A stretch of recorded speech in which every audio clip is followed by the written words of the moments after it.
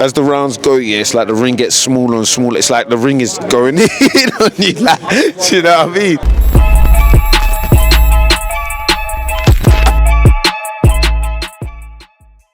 This is Jonathan Agger, 5th Pro Boxing Fans, joined by Dan Azeez. Dan, We're here in East London at the opening of Duffy Boxing Gym. You come down to support Johnny and Spencer. Yeah, no, definitely, man. It's a great thing they've done. Open up a new gym for the community. This is the kind of stuff we need, do you know what I'm saying? So, yeah, and Spencer and Johnny, they're like my boxing uncles, so definitely got to come down and show some support. Dan, we've seen you out in Ghana. The video went viral of you and Buatsi, having dinner together and things like that. Tell us how that came about. Yeah, no, Josh was just like, "Hey, Dan, you got to come out to Ghana," you know. So yeah, I was in Kenya, and then I flew over there, and yeah, he just, he did say that he's got me, and yeah, so we just linked up and just chilling around in Ghana, in Accra, Ghana. How did you find, first of all, before we talk about the fight, the build-up? Because obviously you do get on, and it was kind of sort of pushed towards this sort of beef and stuff like that. How did it feel? I mean, was some of it genuine in terms of just like making weight and you're about to fight someone you didn't want to like him kind of thing? Yeah, no. Whatever happened in the build-up, none of it was like.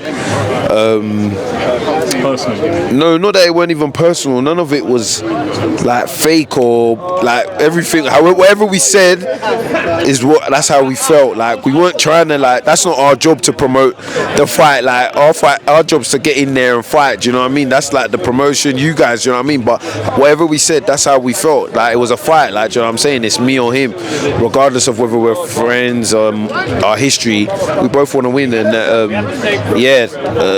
that's how it came out.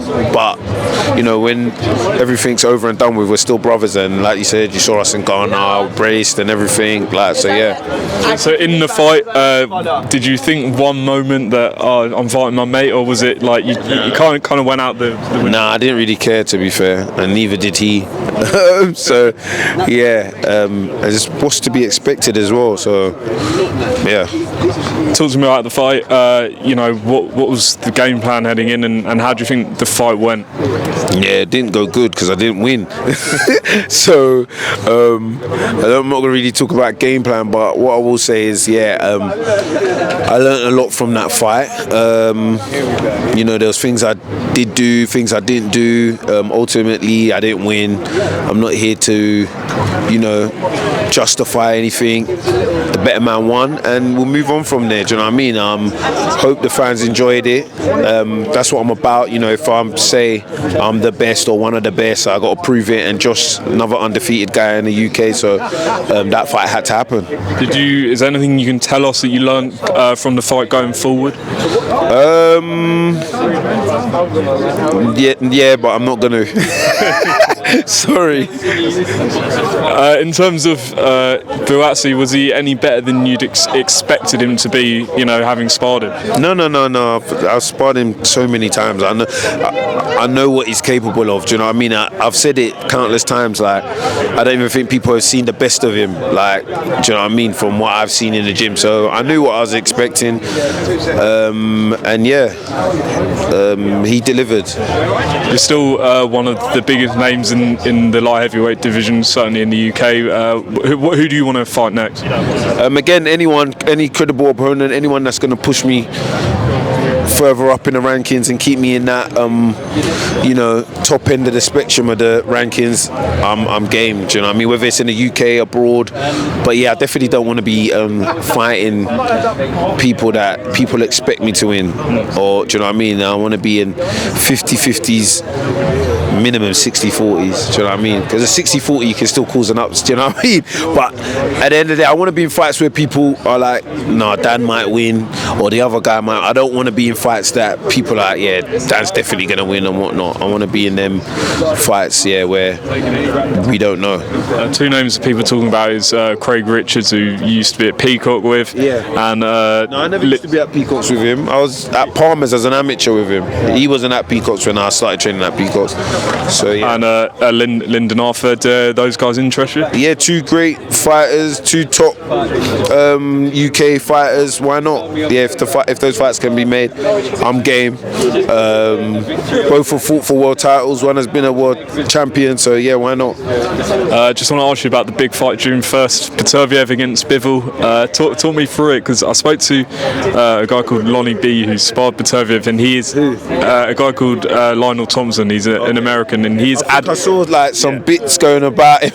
Do you know, he's funny. He said something about he got hit with a right hand, and it felt like when you're going off when you're. He said it was like when he had a car crash.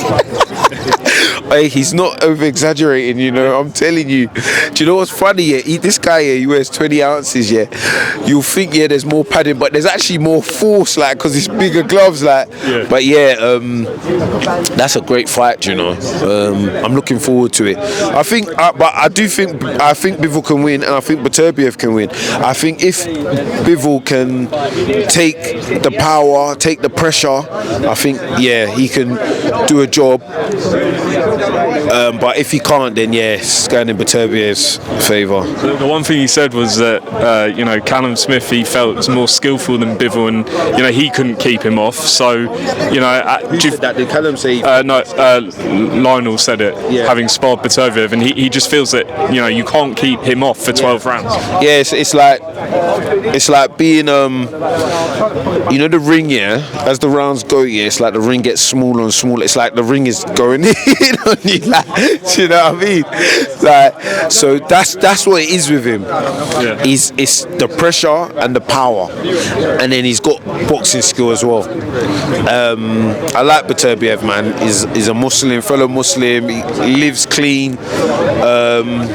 So yeah, man, we'll see. Two quick ones. Fury against Usyk. How do you think that fight's going to go down? I don't know. I don't really know. I just want to see them fight. I like both of them. Fury's awkward, it's undefeated. Usyk, he's like undisputed in cruiserweight, beat our guy AJ. So it's a good fight, man. I don't know who's going to win.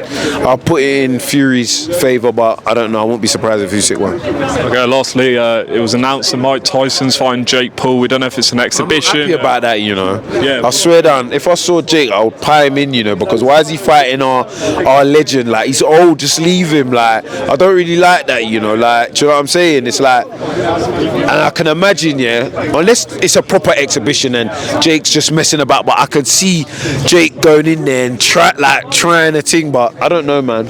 I don't really like it, man. Just leave him be, man. How old is he? Tyson. He's 57, 58. Look at that. That's nearly 60, like. But I don't know, man. Like, I don't really rate that fight. I'm not like, whether it's an exhibition or not. So, please, I don't want to speak about it anymore. Okay, we will end it there. Dan, appreciate your time. Good to see you back, and hopefully see boxing fans. There you go. I've got it. All right.